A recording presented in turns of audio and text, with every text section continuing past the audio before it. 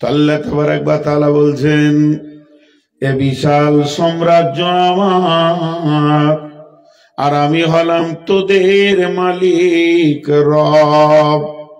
আমার কাছে আছে তোদের পূরণ করার সমস্ত জিনিস সব। অতএব যখন তোমার কোনো বিপদ হবে, তুমি চোখের পানিতে কাঁদবে রব্বানা বলে, আল্লাহ তুমি আমাকে উদ্ধার করো, কঠিন রোগে আক্রান্ত হয়ে গেছি, আল্লাহ আমাকে মিথ্যা মামলায় ফাঁসিয়ে দিয়েছে, তুমি ছাড়া আমার কেউ নাই। যদি আমার ঘরটা পৃথিবীর বুকে তোদের জন্য কাবাটা না বানাতাম, তাহলে তোদের আর অভিযোগের জায়গা খুঁজে পাওয়া মুশকিল ছিল। এর জন্য আল্লাহ কাবার ব্যাপারে বলেছেন, এটা আমার ঘর, কিন্তু বানিয়েছি তোদের জন্য উজিয়ালিন নাসে। শুধু তাই নয়, ওই ঘরটাকে কেন্দ্র করে সারা পৃথিবীর মসজিদগুলো বানানো হয়েছে। যত ভারতের মসজিদ পশ্চিম দিকে তাদের ভিটা হবে, পশ্চিম দিকে আমরা সাজদা করব। সুদানের লোকেরা পূর্ব দিকে সাজদা করে, মদিনার লোকেরা দক্ষিণ দিকে সাজদা করে, এবং মার আপনার সামের লোকেরা আর নাইজেরিয়ার লোকেরা উত্তর দিকে সাজদা করে। তার মানে আমি আমার অফিসটাকে এমন করে মিডিল জায়গায় বানালাম, বিশ্ববাসী রে, তোরা পৃথিবীর কোন কোন থেকে তোদের গায়ে ব্রাঞ্চ অফিস করে দিলাম, জামে মসজিদ, ওয়াক্তে মসজিদ, ওখানে গিয়ে চোখের পানিতে রবের কাছে তোরা অভিযোগ করবি। এর জন্যে কাবা আমার, কিন্তু কাজে লাগবে তোদের।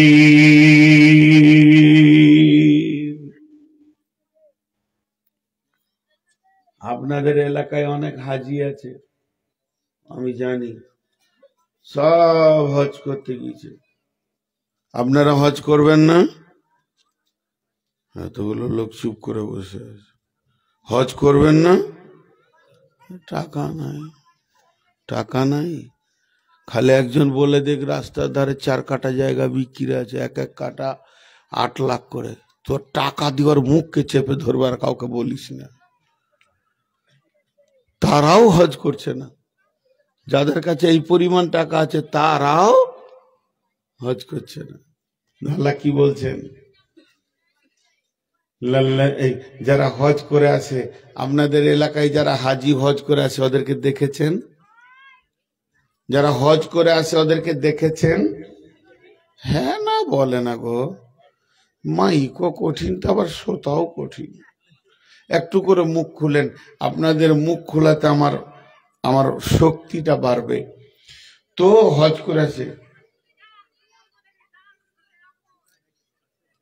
এদের কি জুতি হচ্ছে না নাকি তখন থেকে? হ্যাঁ, এদের জুতি হচ্ছে না। তো হজ করে এসে কি করে? মাথায় টুপি লাগিয়ে, সাদা জুব্বা দিয়ে, মাথায় রুমাল দিয়ে, মনে হবে যেন ফেরেস্তা, যে চুপচাপ ঘরে বসে আছে খেজুর আর জমজমের পানি নিয়ে। আই খালি জমজম খা আর আমাকে হাজি বল না। হ্যাঁ, ধুলিয়ানের এক হাজির কাছে মাদ্রাসা থেকে গিয়েছে, কত লিখবো? বলে লিখো 200 টাকা। 200 টাকা লিখে, জানাব অমুক, খালি হাজি লেখেনি, বলছে টাকা ফেরত দে। তুই আমার নামে হাজি লিখলি না কেন? টাকা ফেরত দে। দেখেন কোন ভেজাল। কিন্তু আল্লাহ বলছেন না, আমি ঘরটা বানালাম উজিয়ালিন নাসি হুদাল লিল আলামিন, সারা পৃথিবী এটা হেদায়েতের কেন্দ্রবিন্দু হবে।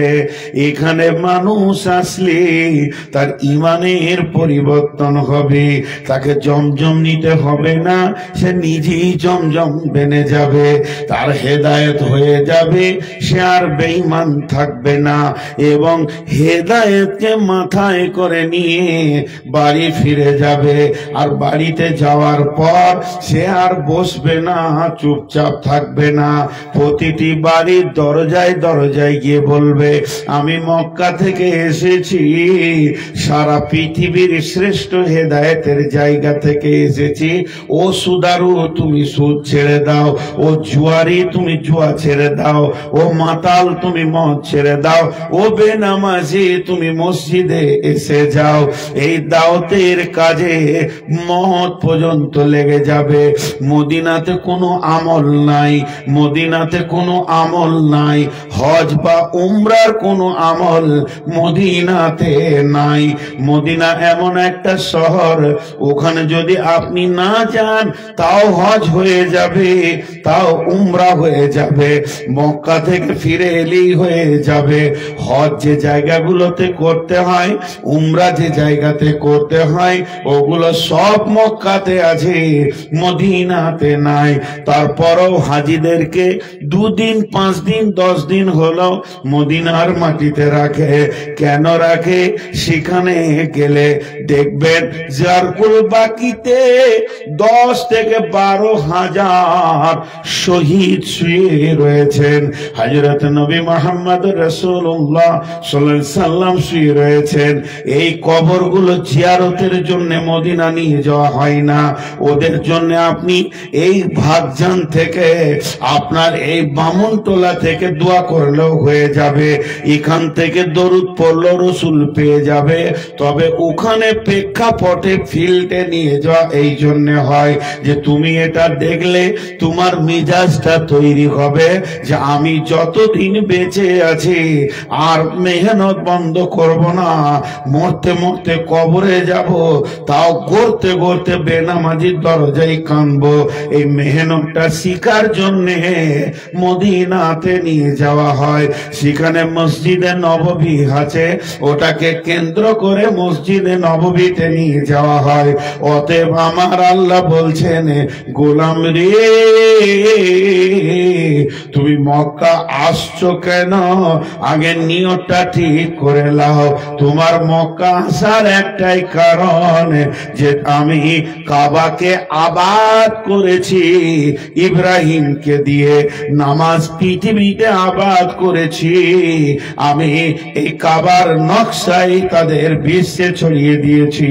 অতএব তুমি মক্কা আসবে ঈমান নেওয়ার জন্যে, হুদাল্লিল আলামিন, এবং মদিনায় যাবে মেহনত শিখার জন্যে, তারপরে তুমি দেশে ফিরে চলে যাও। আমাদের হাজিরা কি করছে? মক্কায় যেছে জমজম লিছে, আর মদিনাতে হুড়া হুড়ি করে খেজুর 1 মণ লিছে, যে প্লেনে চাপার সময় 10 কেজি বেশি। কি বিপদ যে হচ্ছে, কি যে বিপদ হচ্ছে এই হাজিদেরকে নিয়ে। খুব ধ্যানের সঙ্গে শুনবেন। মক্কা কাকে বলে, মদিনা কাকে বলে? 16-17 বছর প্রায় কাছাকাছি হয়ে গেল, জোয়াশা করতে করতে করতে করতে মাথা বিগড়ে গেল হাজিদের আচরণ এবং দালালদের আচরণ দেখে। ছোট্ট একটি বই, আমি বাংলাদেশি স্টেজ থেকে নামলেই বলে, হুজুর আপনার বই নাই। লাইট মারছে কেন আমাকে? কি সুন্দর লাইট মেরে রেখেছে। কে গো? হ্যাঁ, দেখেন তো, চোখে লাগছে না? লাইটটা কেন মারছেন? কি হলো?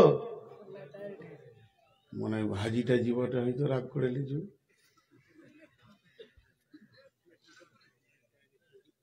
তো আচ্ছা, আপনাদের বিরক্ত লাগছে নাকি? আমি সিরিয়াল দিয়ে মক্কা মদিনাকে বেশি বুঝাবো, এবং আজকের মসজিদটা কেন কে বানাবে এই মসজিদটা আল্লাহ বলেছে, কাকে বানাতে বলেছে ওটা বলবো বিশেষ করে।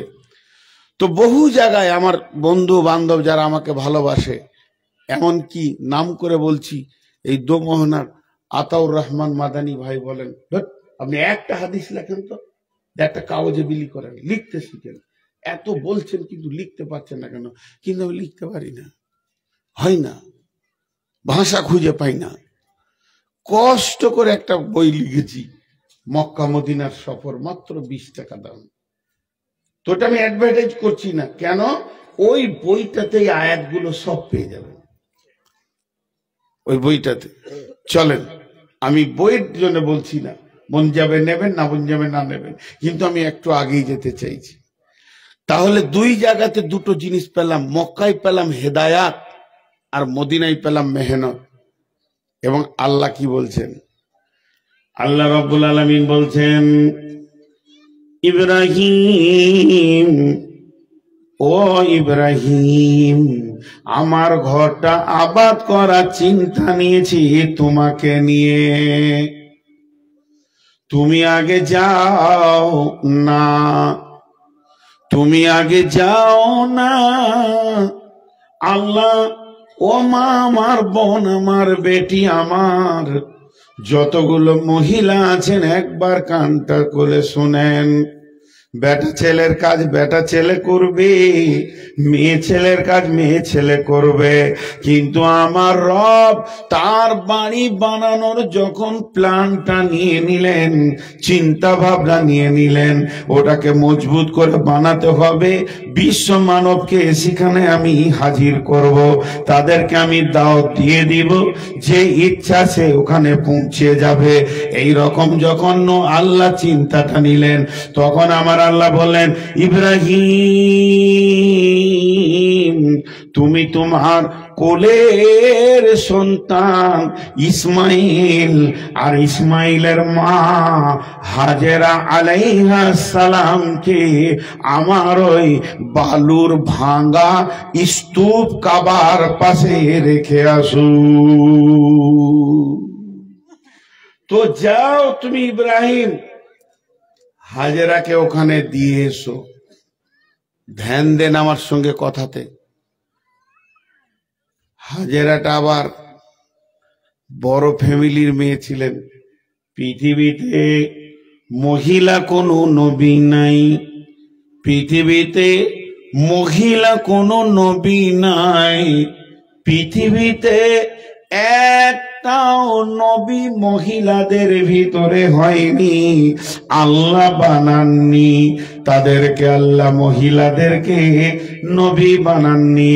তবে 4টা মেয়ে এত কৃতিত্ব দেখিয়েছিলেন আল্লাহকে, 4টা মেয়ে এত মজবুত ছিলেন আল্লাহর কাছে, তাদের ঈমানের স্তরটা এত তরঙ্গ তুলে দিয়েছিলেন আল্লাহর কাছে, যে আমার আল্লাহ 4টা মেয়েকে নবুয়তি টাইটেল দিয়ে সম্মানী করে দিয়েছেন। সেই 4টা মেয়ে কে? একটা হলো হাওয়া আলাইহিস সালাম, 2টা হলো আসিয়া আলাইহিস সালাম, 3 নম্বর হলো মারিয়াম আলাইহিস সালাম, আর 4 নম্বর হলো হাজেরা আলাইহিস সালাম।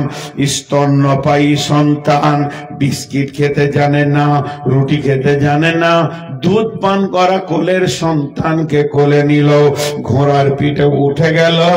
হযরত ইব্রাহিম ওই মিশরের মাটি ছেড়ে দিয়ে কাবার দিকে আগাতে শুরু করলেন। আল্লাহ নিশানা দিয়ে দিলেন, বিবাক্কাতাম মুবারাকা, তুমি মক্কা মুকাররমায় চলে যাও। সেটা তখন জনহীন প্রান্তর, একটা পাখি নাই, একটা আপনার ছোট কীট পতঙ্গ নাই, চারিদিকে ধুধু ধুধু ধুধু মরুভূমি, আর বড় বড় পাহাড় উঠছে নামছে উঠছে নামছে। সেই হাজার পাহাড়ের ভিতরে সামান্য একটা জায়গা, আপনাদের এই জালসার জায়গাটা সমান কি এর ডবল হবে, কি এর থেকে আর একটু হবে, তার বেশি হবে না। ইব্রাহিমের জামানায় এখন পাহাড়গুলোকে ভেঙে বেশ বড় জায়গা করে নিয়েছে। ওই রকম জায়গাতে চারিদিকে একটা তিন দানা সবুজ ঘাসের দুটা পাতা নাই, রুষ্ট পাহাড় রু রু রু রু করছে, আর মরুভূমির বালুগুলো মরিচিকা ভাসছে। ওই জায়গাতে সন্তানকে আর প্রেমিকা বিবিকে রেখে আসতে হচ্ছে। হুকুম কার না আল্লাহ। হাজেরা বলছে, ইব্রাহিম বিষয়টা বুঝতে পারলাম না। দুইটি কথা তো সিরে এসেছে। কেউ বলে ইব্রাহিম আলাইহিস সালাম বলেছিলেন আল্লাহর হুকুম। কোন কোন ঐতিহাসিকবিদ বলছেন ইব্রাহিম এটাও বলতে পারেনি, তার মুখটা থর করে কাঁপছিল, শুধু এতটুকু ইশারা করেছিল আসমানের দিকে। হাজেরা সঙ্গে সঙ্গে বললেন, ও ইব্রাহিম, আমার রব বিশ্বে কোটি কোটি মেয়ের ভিতরে আমাকে পছন্দ করে নিয়েছেন তার বান্দি হিসেবে, তবে নিশ্চয়ই তিনি তার ব্যবস্থা করেছেন বলে নিয়েছেন। আপনি নিশ্চিন্তে চলে যান।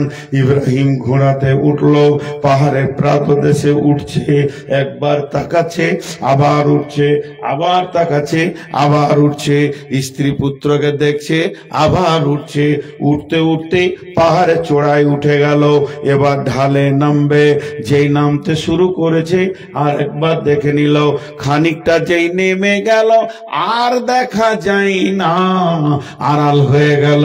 যখনই আড়াল হয়ে গেল, ইব্রাহিমের হাত থেকে লাগামটা ছাড়া গেল, লাগাম পড়ে গেল, হাত দুটি আসমানে উঠে গেল।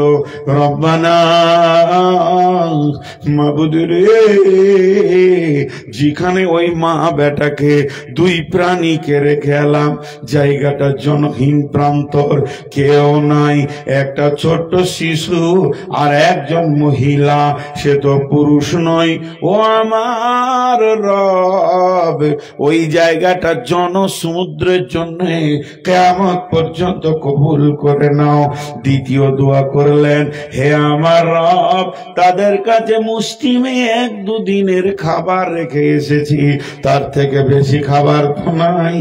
ও আমার মাবুদ, পৃথিবীর বিশ্বের সারা দামি খাবারগুলো তাদের কাছে পৌঁছিয়ে দাও। 3 নম্বর দোয়া করলেন, হে আমার রব, আমার বংশের বাতি একটা ইসমাইল, ইসমাইল মারা গেলে আমার ইব্রাহিমের পরিচয় পৃথিবীতে থাকবে না, অতএব আমার ইসমাইলের পরিচয়টা পৃথিবীর বুকে রেখে দেন। 3খানাই দোয়া কবুল হয়ে গেছে। 3খানা দোয়া কবুল হয়ে গেছে।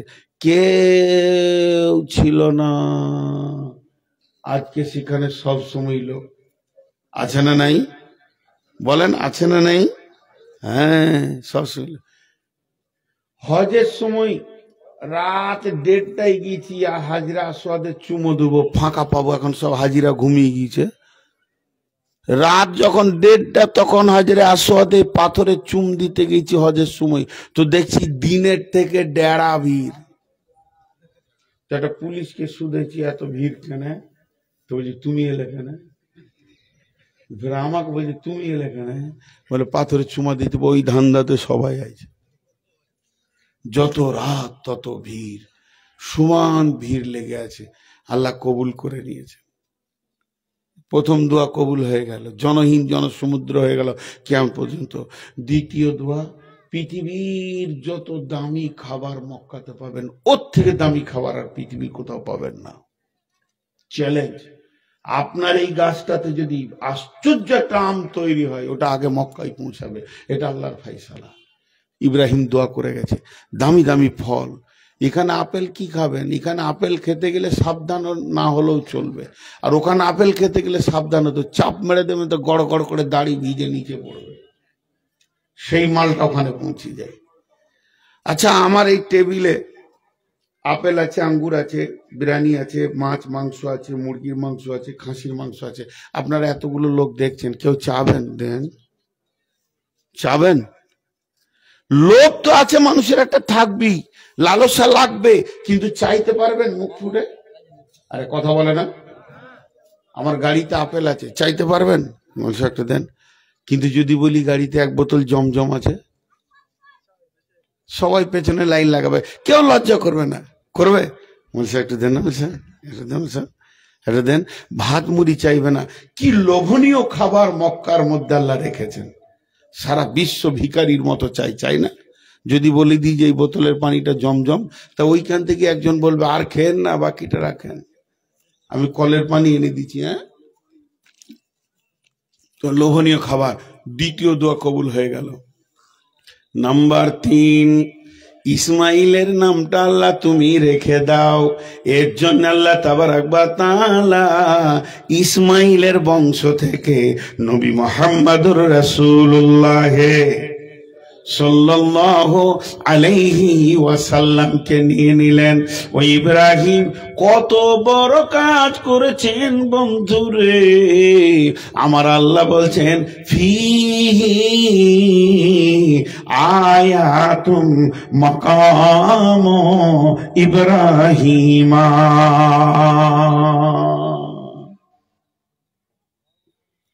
জি, ফিহি আয়াতুম মাকাম ইব্রাহিমা।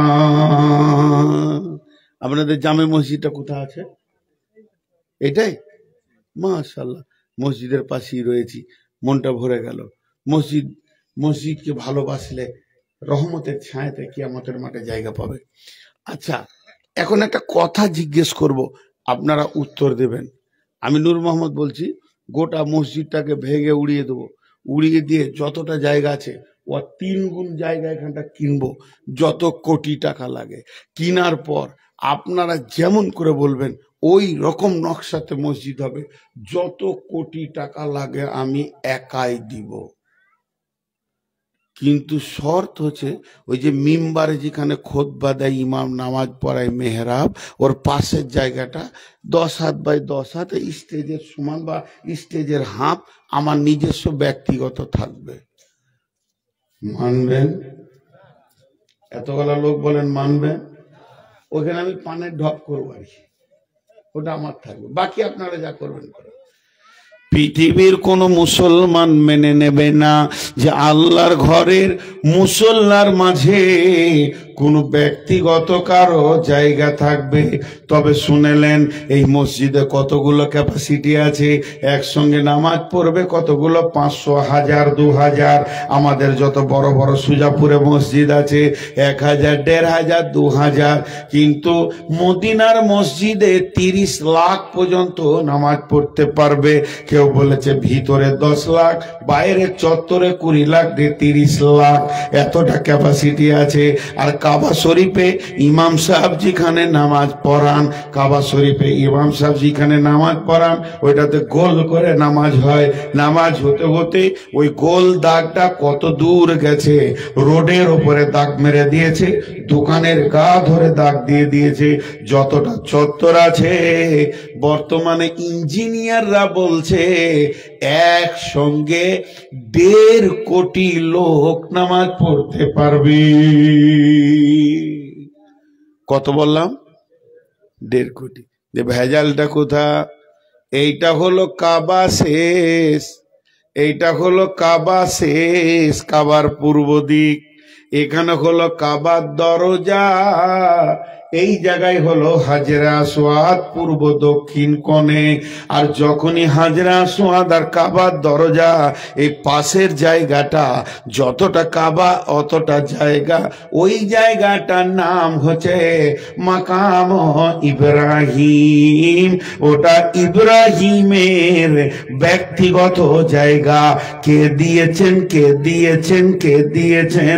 মসজিদের ভিতরে জায়গাটা কে দিয়েছেন? দিয়েছেন, আল্লাহ দিয়েছেন, আল্লাহ দিয়েছেন, আল্লাহ দিয়েছেন। রেস্টি কোথা হয়েছে? ওই রেস্টিটা কি কাটা যাবে না? বলে না, ওই রেস্টিটা কাটা যাবে না এই জন্য যেটার ব্যাপারে কোরআনের আয়াত নাজিল আছে, ওয়াত্তাখাযু মিন মাকাম ইব্রাহিম মুসাল্লা। পৃথিবীর কেউ কাটতে পারবে না। তাহলে মসজিদের ভিতরে একটা লোক ব্যক্তিগত জায়গা পেল। কেন পেল? মসজিদের ভিতরে একটা লোক ব্যক্তিগত জায়গা পেল, কেন পেল? বেটা ছেলেরা নিজের নিজের বিবেকে ধাক্কা মারেন, যদি বিবেক না খুলে তো নিজের হাতে করে কিল নিজের মাথায় মারেন যে ওখানে ও ব্যক্তিগত জায়গা কেন পেল। অথচ কোরআনে কোটেশন মেরে দিয়েছে পৃথিবীর কোনো হাকিমের ক্ষমতা নাই যে ওই দাগ নম্বরটা চেঞ্জ করে আর কারোর নামে করে দিই। আল্লাহ মেরে দিয়েছে কোটেশন, ওটা ইব্রাহিমের। একটা উদাহরণ শুনেন। আমার পকেটে একটা দামি মোবাইল আছে, কেউ যদি সরাসরি পকেটে হাত ভরে দেয়, ও কি ওটা আসতে বলবেন? জোরে বলেন কি? চোর। চোর ভালো মানুষ? কে বলে খারাপ? কতজনে চিল্লাই চোর হতে পারি, বংশ ভালো। চোরের মায়ের গলা বড়। তো চোর কত নোংরা জিনিস, কিন্তু একটা জিনিস চুরি করলে ওকে চোর বলা হয় না। যত চুরি করবেন তত আপনার সমাজে ভালো নাম হবে। সেটা কি বলেন তো? দিল। দিল, হৃদয়, প্রেম দিয়ে দিল চুরি করলেন। আপনি আমাকে এত ভালোবাসছেন, আমার দিলটা আপনি কেড়ে নিয়েছেন। তো প্রেমিক যদি কেউ হতে পারে তাকে চোর বলা, দিল চুরি করলে তাকে কি বলা হয়? প্রেমিক। দিল চুরি করলে কি বলা হয়? প্রেমিক বা প্রেমিকা। যখনই কারো দিল চুরি করে নেবেন আপনি এইখানটা, তখন আমার পকেট থেকে মোবাইলটা অটোমেটিক আপনার হাতে চলে যাবে, আর চোর কেউ বলবে না। ইব্রাহিম আলাইহিস সালাম আল্লাহর দিলটাকে কত আপন বানিয়েছিলেন। আল্লাহ নিজের ঘরের ভিতরে ইব্রাহিমকে জায়গা দিয়ে দিলেন। হাজিরা দেখেছেন পায়ের চিহ্নগুলো এখনো আছে, ইব্রাহিমের পায়ের চিহ্ন। একটা পায়ের দাগ এখনো রেখে দেওয়া হয়েছে সেই কাবার চত্বরে। তাহলে তার সে আল্লাহর কত বড় প্রেমিক ছিলেন। এবার চলেন মা আমার বোন আমার, খাবার তো 3 দিনের শেষ। আর বর্তমানে সায়েন্সের যুগে কিলোমিটার মাপ করে দিয়েছে। ইব্রাহিমের বাড়ি থেকে হাজেরা ছিল 750 কিলোমিটার দূরে। শিলিগুড়ি থেকেও কলকাতা আরো বেশি দূরে। এত দূরে গিয়ে রেখে এসেছে, খাবার তো শেষ হয়ে গেছে। মহিলার পানি খাস, খাবার শেষ, আস্তে আস্তে শরীর শুকাচ্ছে। মেয়েদের শরীর শুকালে স্তনও শুকিয়ে যাবে। শিশু ইসমাইলও দুধ পাচ্ছে না। এবার শিশু ইসমাইলের কান্না শুরু করেছে। কিন্তু হাজেরা কত দীর্ঘ, হাজেরা কত আপনার কিনা দীর্ঘ সম্বলিত মেয়ে ছিলেন, কত অটল মেয়ে ছিলেন, ইমানের কত আপার লেভেলের পৌঁছেছিলেন। উনি নিয়ত করেছেন ওই কাবার মালিক আমাকে ডেকে নিয়েছে, মরবো তো ওরই কাছে মরবো, বাঁচবো তো ওই বাঁচাবে। এবার খোদার যন্ত্রণা সহ্য হচ্ছে না। 2টা পাহাড়, একটার নাম হলো সাফা আর একটার নাম হলো মারওয়া। হযরতে হাজেরা আলাইহিস সালাম একটা পাথরের ছায়াতে ইসমাইলকে শুইয়ে দিলেন। শিশু ইসমাইল কাঁদছে, পা ঠুকছে। ছোট বাচ্চা কানলে পা গুলো এরকম ঠুকবে, পা ঠুকছে, কাঁদছে। হাজেরা প্রথমে গিয়ে সাফাতে উঠলেন। পাহাড়ে ওঠার পর বলছেন, কে আছো গো? আল্লাহর কোন গোলাম। আমাকে কিছু খাবারের ব্যবস্থা পানীয় দাও। এই বলে সে পাহাড়ের নিচে নামলো। আর যখন পাহাড়ের নিচে নেমে এই পাহাড়ে উঠতে গেছে, ওটা এতটা পরিমাণে খাল ছিল যে বাচ্চাটা দেখতে পেয়েছিল না। ওই ক্ষুধার্ত অবস্থায় ওই জায়গায় উনি ধরেছেন। আর ধরার পর মারোয়া পাহাড়ে উঠেছে। এবার হলো সাফা মারোয়া, মারোয়া সাফা, সাফা মারোয়া, মারোয়া সাফা। এই করতে করতে করতে করতে 7 চক্কর যখন হয়ে মারোয়া পাহাড়ের ওপরে দাঁড়িয়ে আছেন, আর ছেলেকে দূরে থেকে দেখছেন আর বলছে, মাবুদ তুমি আমাদের ব্যবস্থা নাও। ইসমাইল পা ঠুকে যেখানে কাঁদছে, ইসমাইলের পায়ের কাছে একটা নওজোয়ান, একটা যুবক, সুন্দর সুশ্রী চেহারা, এটা অন্য কেউ নয়, ইনি ছিলেন জিবরাইল আলাইহিস সালাম। নিজের পায়ের গোড়ালিটা জোর করে মেরে দিলেন ইসমাইলের পায়ের কাছে। আর যখনই জোর করে মেরে দিলেন, ফিঙ্কি ধরে পানি উঠতে শুরু করলো।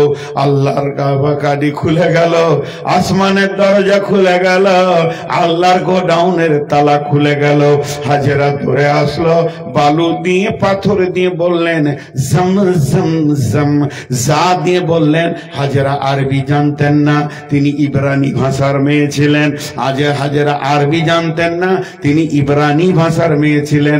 ওটা যদি আরবি তো হতো যে জম জম হতো, জিম দিয়ে হতো, তা উনি যা দিয়ে বলেছেন।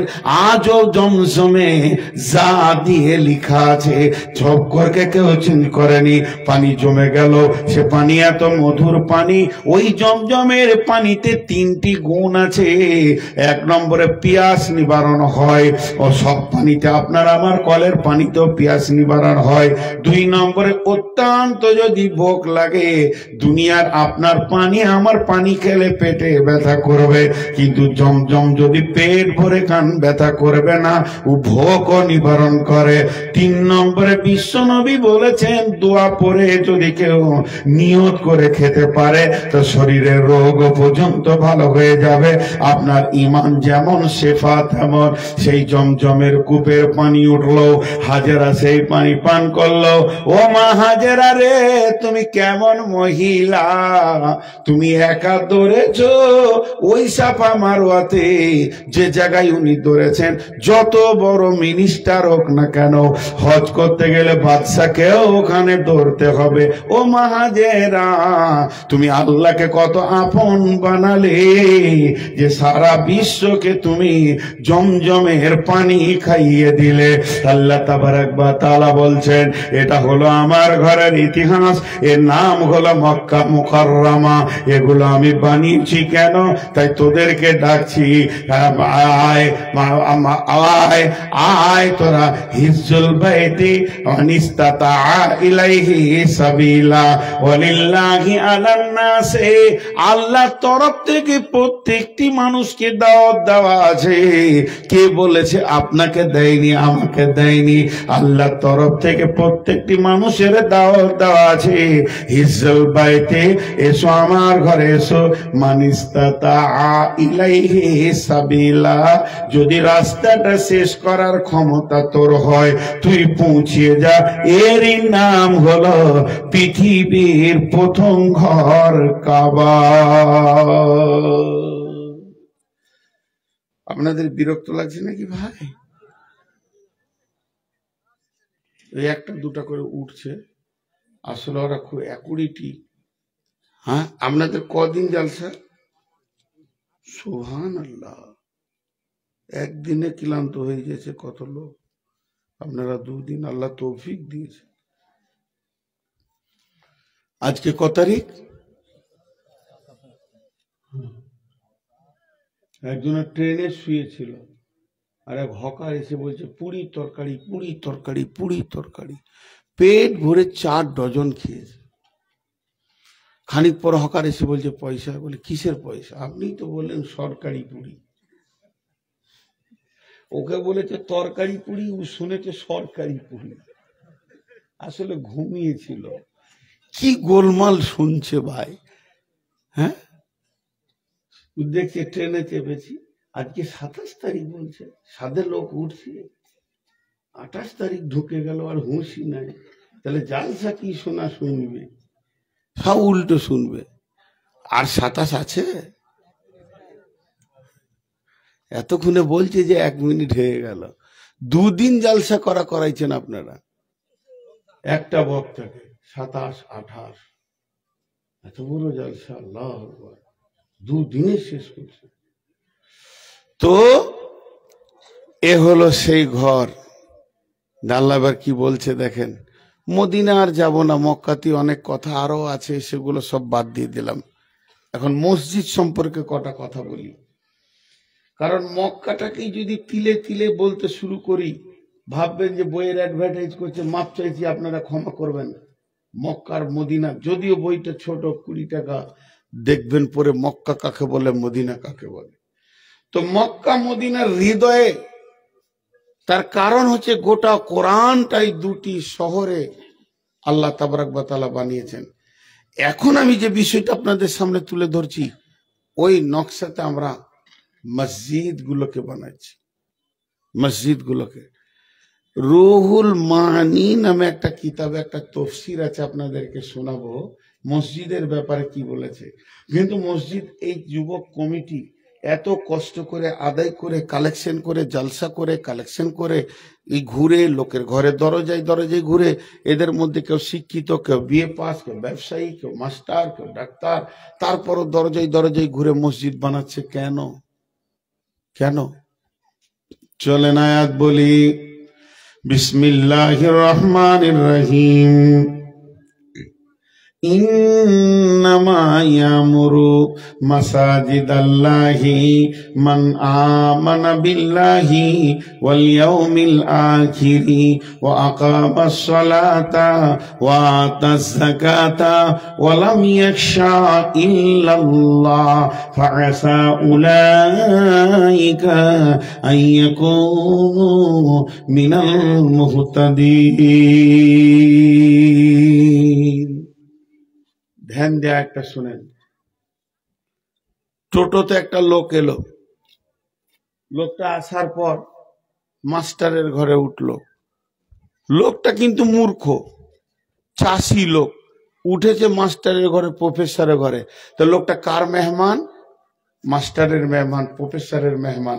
এবার আপনারা মুখ খুলে বলেন, ওই মেহমান যখন কারো বাড়িতে উঠে, তো দস্তরখানা বা খানচার খাবারটা কে আনবে? প্রফেসর আনবে না মেহমান আনবে? যত বড়ই মৌলানা হোক ও আনবে। মেহমানের সম্মান বেশি। তাহলে এর ঘরে উঠলে মাস্টারের মেহমান, এর ঘরে উঠলে ডাক্তারের মেহমান, আর যে আল্লাহর ঘরে উঠবে সে আল্লাহর মেহমান।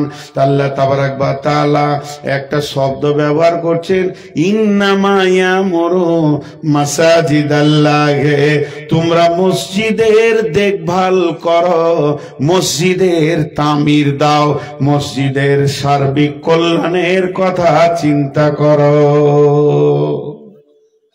আরেকবার বলছি, মসজিদের সার্বিক কল্যাণের কথা চিন্তা করো, মসজিদের সার্বিক কল্যাণের কথা চিন্তা করো। এখন আপনারা একবার বলেন, মসজিদ ভাঙা গোনা না নাকি? একজন খালি বলেছে গোনা, আর বাকি লোকটা চুপ বসে আছে। হাজি ভাই, আমি একটা প্রশ্ন করছি, তার উত্তরটা তো কমসে কম দেন।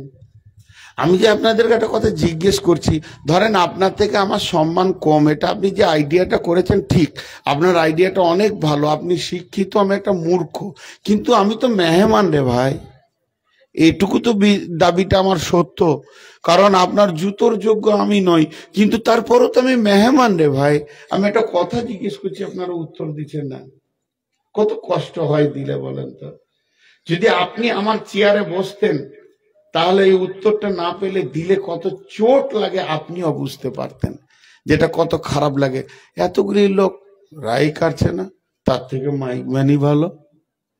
ওকে খালি বলছি বক্স পেছনে লাগা, বলছি বকেন আপনি, ও কোনো সময় মুখ বন্ধ করে নাই, ওই ভালো আমার কাছে। তা আপনারা একটু মুখ খুলেন আল্লাহর হস্তে। মসজিদ ভাঙা গোনহানা নাকি? গোনা। কিন্তু যদি পুরাতন মসজিদ হয় ভাঙতে হবে, কি করবেন? লিভার লাগবে বলছে, 1 লাখ টাকা লাগবে, ভেঙে দিব। গায়ে ছেলেরা বলছে আমরা ভাঙবো, নেকি না গোনা?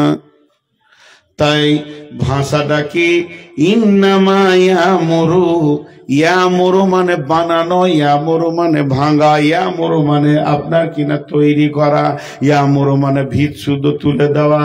তার মানে আল্লাহ বলতে চাইছে একটা মসজিদের যেদিকে ভালাই হবে, সার্বিক কল্যাণের চিন্তা করবে তোমরা। ইন্নামা ইয়ামুরু মাসাজিদাল্লাহে, আল্লাহর ঘরের, আল্লাহর মসজিদের সার্বিক কল্যাণের কথা চিন্তা করো তোমরা। তারা কারা? কোন শ্রেণীর লোককে বলছে? যার ভিতরে 5খানা গুণ আছে। মান আমানা বিল্লাহি ওয়াল ইয়াউমিল আখিরি ওয়া আকামাস সালাতা ওয়া আতাজ যাকাতা ওয়া লাম ইয়াখশা ইল্লাল্লাহ। এই 5টা মানুষ, এই 5 ধরনের মিজাজ যাদের আছে, যার কাছে এই 5টা গুণ আছে, ওই লোকেদেরকে আল্লাহ বলছেন এই 5টা গুণ যার ভিতরে নাই, এই 5টা গুণের আওতাভুক্ত যে পড়ছে না, এদের কাছ থেকে আল্লাহ কাজ নিতে চাইছেন না, নিতে চাইছেন ওরই কাছে যার ভিতরে 5টা গুণ আছে। ওদেরকে আল্লাহ বলছেন তোরা আমার ঘরের দেখভাল কর,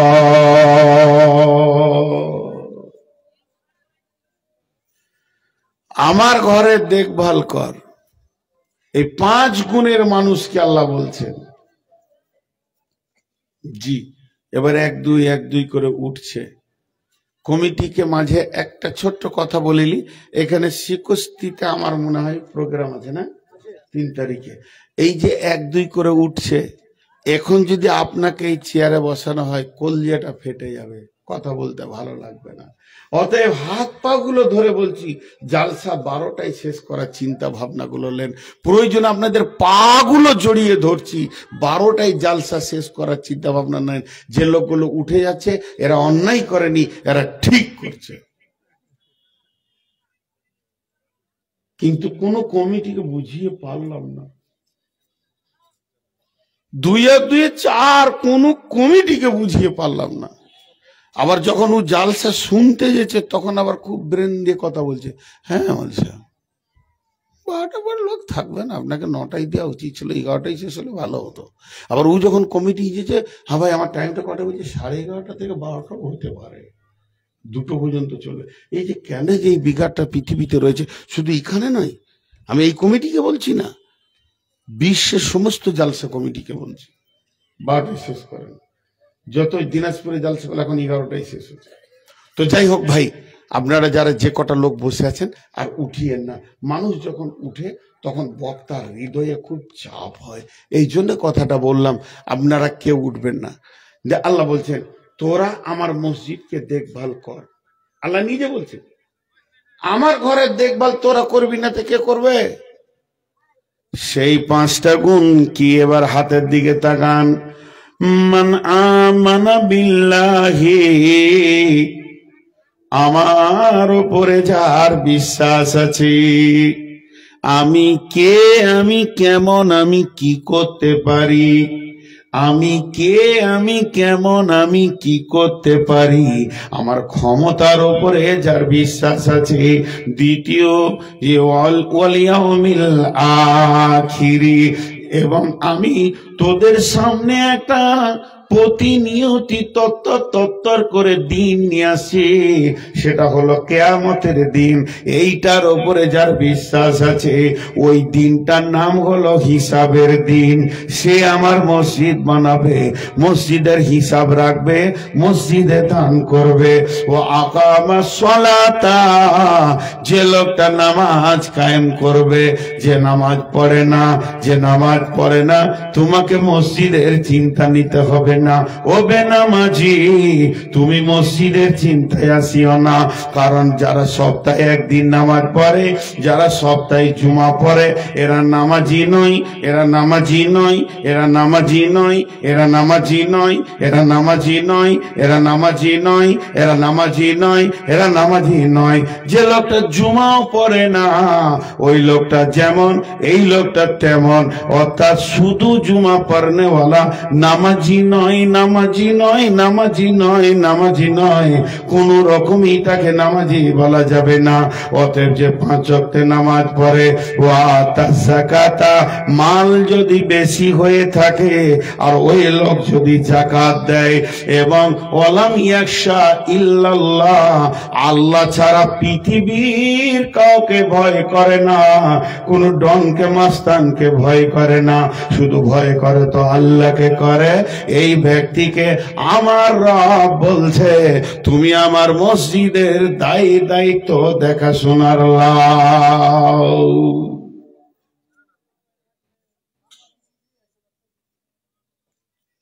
কটা কথা বললাম? 5টা। কটা কথা বললাম? 5টা। একটু একটু করে ব্যাখ্যা করব। প্রথমে আল্লাহর উপরে ঈমান আনতে হবে। এটা একটা টাকা, যে দান দিচ্ছে, এই যে টাকাগুলো যে দিচ্ছে, ও যদি আল্লাহর উপরে ঈমান না থাকে তো দিত না। পৃথিবীতে একটা জাতি আছে, সেই জাতিটার নাম হচ্ছে মুসলিম। এরা কোটি কোটি কোটি কোটি ডলার দিয়ে বিরাট পৃথিবীর বুকে লাখো মাদ্রাসা চালাচ্ছে আর মসজিদ বানাচ্ছে। পৃথিবীর অন্য জাতি পারে না, এটা জেনে নেন। এতটা পারবে না, এতগুলো স্কুল চালাতে পারবে না। দেখেন এই জাতির এত ক্ষমতা আছে, কিন্তু আমার আল্লাহ বলছেন আমার ঘর বানাবে তো তুমি ইমানদার হও। যটা লোক এখানে টাকা দিয়েছেন, তাতে 1 টাকা হোক আর 100 টাকা হোক আর 1 লাখ টাকা হোক, ওর ভিতরে চাপা একটা নিয়ত লুকানো আছে। সেটা ঠিক না ভুল আপনারা একবার বলবেন জোরে, আমি এর বদলাটা আখেরাতে নেব, আমি এর বদলাটা আখেরাতে নিব। আছে না নাই? আর কথা বলেন না আপনারা? আছে। তাহলে এই চাপা 1 টাকাও যে দিচ্ছে সে আমি আল্লাহর কাছে নিব, 100 টাকাও যে দিচ্ছে সেও বলছে আমি আল্লাহর কাছে নিব, আর 1 লাখ টাকা যে দিচ্ছে 10-20 হাজার সেও বলছে আল্লাহর কাছে নিব। তাহলে এই সুন্দর তরিকাটা কারো কাছে নাই। ওই জন্য আল্লাহ বলছে যদি তোর ঈমান থাকে, আমার কাছে 20 লাখ টাকা আছে, আমি যাব বিদেশে বেড়াতে, চেন্নাই যাব চিকিৎসা করতে, 6 মাস আসবো না, ক্যাশটা দুবো কাকে, ক্যাশটা দুবো কাকে, ক্যাশটা দুবো কাকে, কার কাছে রেখে যাব? ছেলেদেরকে দিলে ভাগ করে নিবে, বড় কষ্ট করে জগিয়ে রেখেছি। তারপরে অনেক চিন্তা করে দেখলাম আমার এই চাচাতো ভাইটা বড় ইমানদার, আমি যদি অপারেশন করতে গিয়ে মারা যাই, হার্টের অপারেশন করতে গিয়েও যদি মারা যাই, আমার 3 নিয়ে আমার 1 নয়া মারা যাবে না, ওই টাকাটা ও আমার ছেলে ওয়ারিসদের হাতে দিয়ে দেবে। তাহলে যখন এই লোকটার উপর আমার বিশ্বাস হয়ে যাবে, গোপনে টাকাগুলো রাতে ব্যাগে করে নিয়ে গিয়ে বলবো ভাই 20 লাখ টাকাটা তুমি রেখে দাও, আমি চেন্নাইয়ে চলে গেলাম হার্টের অপারেশনের জন্য, যদি মারা যায় তাহলে তো ছেলেদের হাতে দিয়ে দিও, আর যদি বেঁচে থাকি তো ফিরে এসে নিব।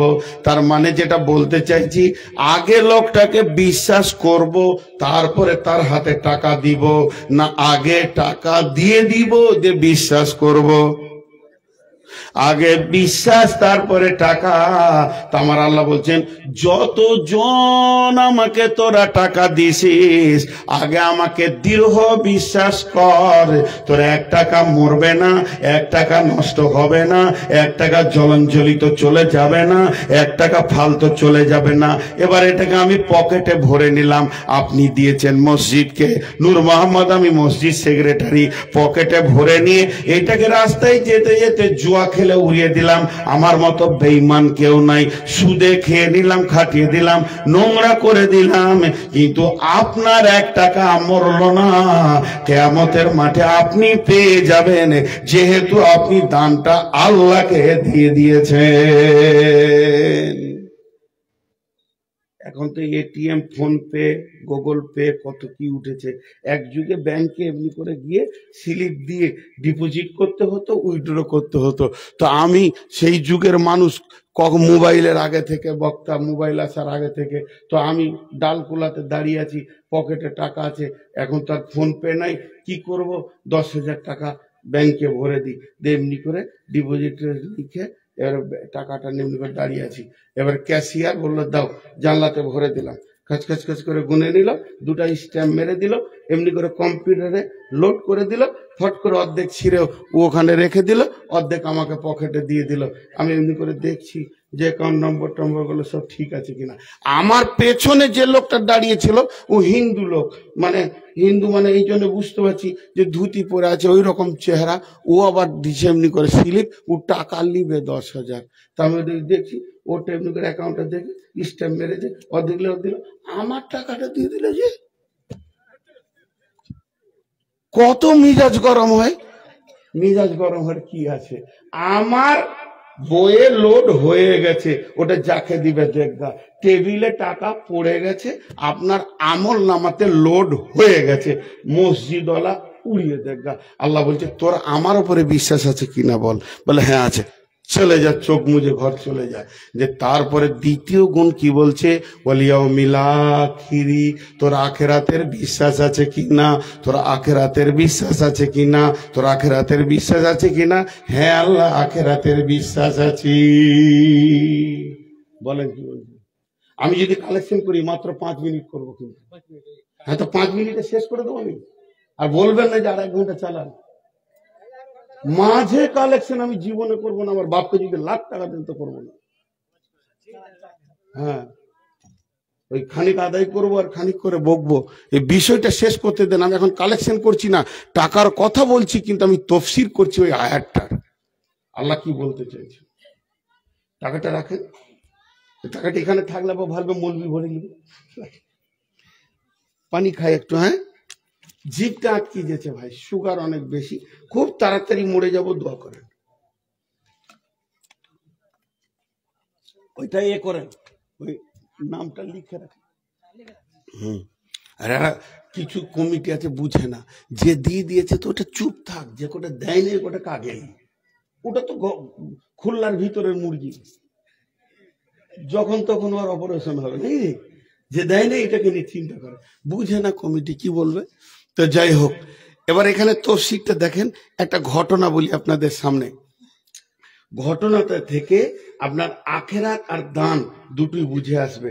একটা যুবক এসে আল্লাহ রসুলের কাছে হাজির, যে বলছে ইয়া রাসূলুল্লাহ, আমি আমার ছেলে মেয়ে বউ নিয়ে 2 দিন খেতে পাইনি, খুব ক্ষুধার যাতনায়, কোনো কাজও পাইনি, আপনার কাছে এসেছি, যদি বাইতুল মালে কিছু থাকে তো দেন।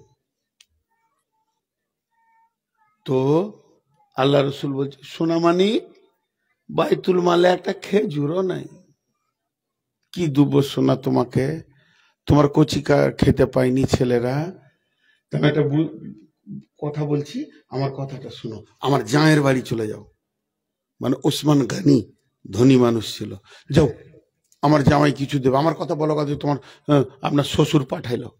চলে গেল টুকটুক করে। সুবহান আল্লাহ, যেখানে বাঘের ভয় ওইখানেই সন্ধ্যা হয়। ওই ঘরের দরজায় ধাক্কা দিবে, হাত তুলেছে, আর ভিতরে চলছে হুঙ্কার। কিসের হুঙ্কার চলছে?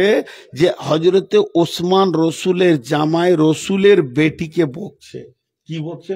ওই তোর হুঁশ নাই, জ্ঞান নাই, মোটা বুদ্ধি মেয়ে, অচল মেয়ে, 2টো চেরাক জ্বালিয়ে দিলে। 2খানা চেরাক কেন তুমি জ্বাললে? একটা চেরাক জ্বাললেই তো যথেষ্ট হয়ে যায়। 2টা প্রদীপ জ্বালে দিয়েছো, 2টা প্রদীপ জ্বালার কি প্রয়োজন আছে? একটা প্রদীপই যথেষ্ট, 2টা প্রদীপকে জ্বালে দিয়ে ফজুল খরচা করছে। হাজি, সেই যুগে কারেন্টের বিল ছিল না, মাটির পাত্রে চর্বি দিয়ে পুরাতন কাপড়ের পলতে করে, যেটা চেরাক বলতেন 20 বছর আগে, এখন প্রদীপ ভালোবাসা, সেই প্রদীপের আলো, 2টো প্রদীপ জ্বেলে দিয়েছে। আবার মেয়েটাকে রসুলের বেটি কুলসুম, উম্মে কুলসুম, জানামেনা ঘরের বেটি লয়। আর এত সে গলা মোটা করে বকছে, গাও গাও করে বকছে। তখন আর ডাকা বাদ দিয়ে সুর করে পালিয়ে এসছে। এই লোক দান করবে? হিসাব মিলছে, অঙ্কতে মিলছে, দান করবে না। নবীজির কাছে যখন এলো, নবীজি বলছে, দেখি তোমার গামছাটা কি দিয়েছে ওসমান। ও মুখটা ছোট করে বলছে, হুজুর মামলা খুব খারাপ। কি খারাপ?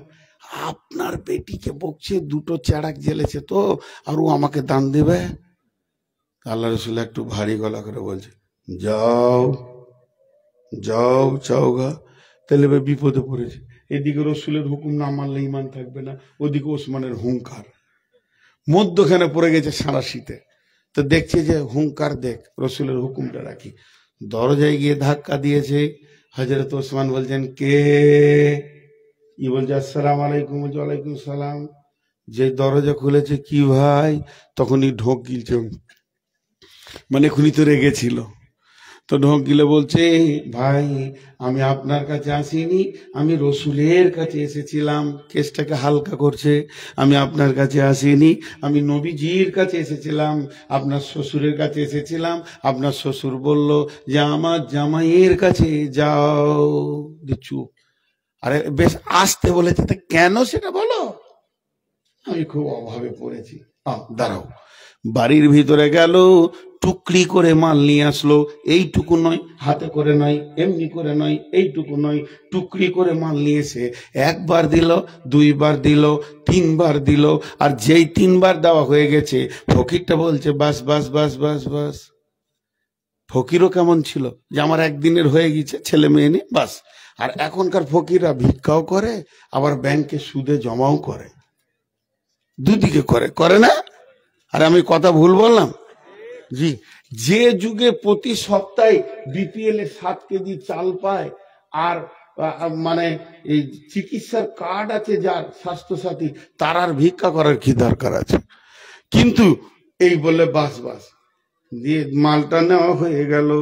এবার মালটাকে এরকম করে নিয়ে, পুঁটলাটাকে আস্তে আস্তে এরকম করে গুটিয়ে, পুঁটলাটাকে নিয়ে এরকম করে ধরে আছে। যে বলছে, ও নবীর জামাই, আপনাকে একটা প্রশ্ন করতাম। বলে, কি প্রশ্ন? এখন তো নবী বেঁচে আছে, নবীজিকে বলো গা। বলে, এটা নবীজির বিষয় নয়, বিষয়টা হলো আপনার আমার। অতএব আপনাকেই আমি প্রশ্ন করছি। আপনি আমাকে এতগুলো মাল দিলেন, এতগুলো জিনিস দিলেন, এতে আমার সচ্ছলতায় এসে গেল, আর খাওয়ার চিন্তাটা থাকলো না। কিন্তু আমি এটা প্রথম চান্সে পাইনি, দ্বিতীয় চান্সে পেলাম। তো বলছি, আমি তো কাউকে ফেরত দিইনি। বলে, আপনি দেননি, আপনার হুঙ্কারে আমি পালিয়ে গেছিলাম। আমি একটু আগে এসেছিলাম, আপনি বিবিকে বকছিলেন। বলে, হ্যাঁ। বলে, তাহলে কেন বলেন? আমি তো আপনার কেউ নয়, আমি খালি দুটি সম্পর্কে, একটি সম্পর্কে সম্পর্কিত। আমি মুসলমান ভাই, আমি প্রতিবেশীও নয়, আত্মীয়ও নয়। কিন্তু যাকে আপনি বকছিলেন সেটা আপনার বিবি, এর থেকে আর নিকট আত্মীয় কেউ হতে পারে? দ্বিতীয় নম্বর হলো রসুলের বেটি, তৃতীয় নম্বর হলো একজন মুমিনা মেয়ে। কিন্তু ওইটুকু সামান্য একটা প্রদীপ জ্বালানোর কারণে কেন আপনি এত বকছিলেন, আর আমাকে কেন এত মাল দিলেন? আমি পড়তো। হযরত ওসমান বলল, ভাই রে, মরার পরে একটি জীবন আছে, যার নাম আখিরাত। এ সম্পর্কে কি তোমার কোনো স্বচ্ছ ধারণা আছে? তখন বলছে, হ্যাঁ আমার ধারণা আছে। বলছে, তুমি ক্লিয়ার করে লাও গা আখিরাতটা। আমরা জানি আখিরাতে হিসাব আল্লাহকে দিতে হবে, এটাই খালি মাথায় ঢুকে আছে, হিসাব দিতে হবে। কিন্তু সেদিন শুধু হিসাব দেওয়ার পালি নয়, হিসাব দেওয়া নেওয়া দুটোরই পালা। যেগুলো আপনারা দান করছেন, এগুলো আল্লাহ হিসাব আপনাকে দেবে, আর যেগুলো আপনি খরচা করছেন, ওইগুলোর হিসাব আল্লাহকে দিতে হবে। অতএব আমার বিবি দুটি প্রদীপ জ্বেলেছে, এটা কিয়ামতের মাঠে দাঁড়িয়ে আমাকে হিসাব দিতে হবে। আর তোমাকে আমি যেটা দিলাম, এটা আল্লাহ আমাকে ঘুরিয়ে হিসাব দেবে। অতএব কিয়ামতের মাঠে হিসাব নেওয়া আসান, দেওয়া কঠিন। এর জন্য আমাকে দান করতে ভালো লাগে, খরচা করতে ভালো লাগে না। তাহলে আল্লাহ বলছে, মসজিদ বানাবি তোরা? বলে, হ্যাঁ। আমার উপরে বিশ্বাস রেখে টাকা ফেল, আর আখিরাতের উপরে বিশ্বাস রেখে দে, আমি তোকে বুঝিয়ে দেবো সেদিন। ঝামেলা চুকে গেল। এবার কমিটিকে আল্লাহ বলছে, মসজিদ কমিটি হবি তোরা? হ্যাঁ, আমি নূর মোহাম্মদ মসজিদ কমিটি হব। আমার উপরে বিশ্বাস আছে? আছে। টাকা আমার, এইখানে যে টাকাগুলো পড়ছে টাকাগুলোর মালিক কে? জোরে বলেন কে? আপনারা দিচ্ছেন কাকে? কমিটিকে না আল্লাহকে? আল্লাহকে। তো আপনি আল্লাহর কাছে যেমন হিসাব বুঝে নেবেন, তা আল্লাহ এবার আমি মসজিদের সেক্রেটারি, মসজিদের ক্যাশিয়ার, টাকা কটাকে গুটিয়ে নিয়ে চলে গেলাম। আল্লাহ বলছে তুইও হুঁশিয়ার থাকিস, আমিও তিলে তিলে বুঝে নিব কত খরচা করেছিস। টাকা আমার।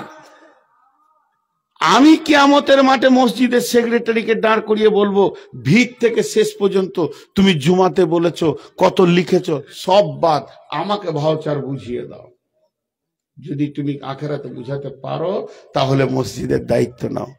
তারপরে বলছে ও আকামাস সালাতা, টাকা দেনেওয়ালা আর টাকা জমা রাখনেওয়ালা কমিটি দুজন কি নামাজ পড়নেওয়ালা হতে হবে।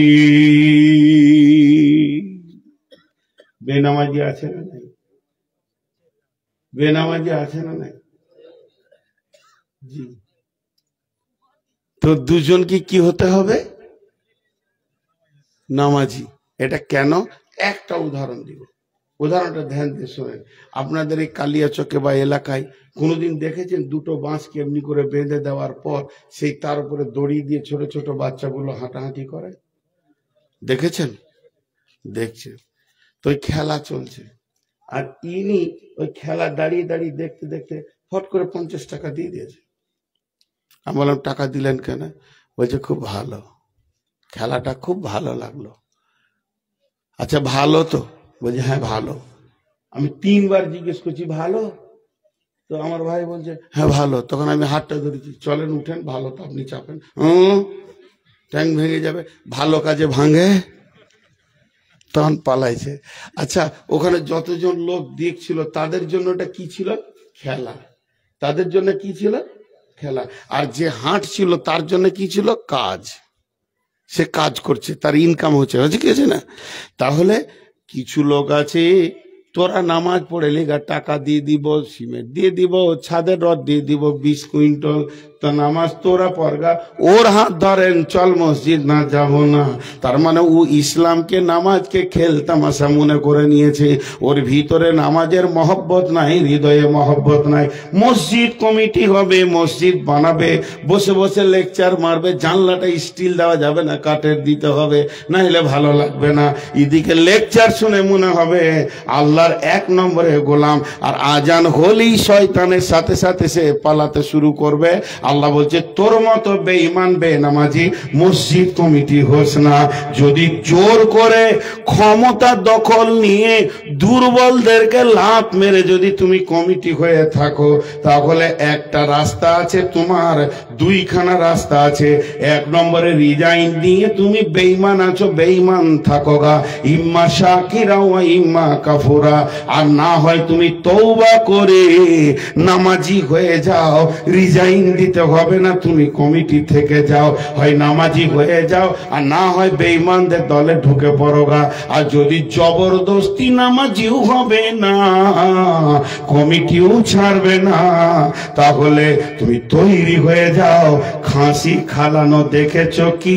চামড়াকে চচ্চর করে নামানো।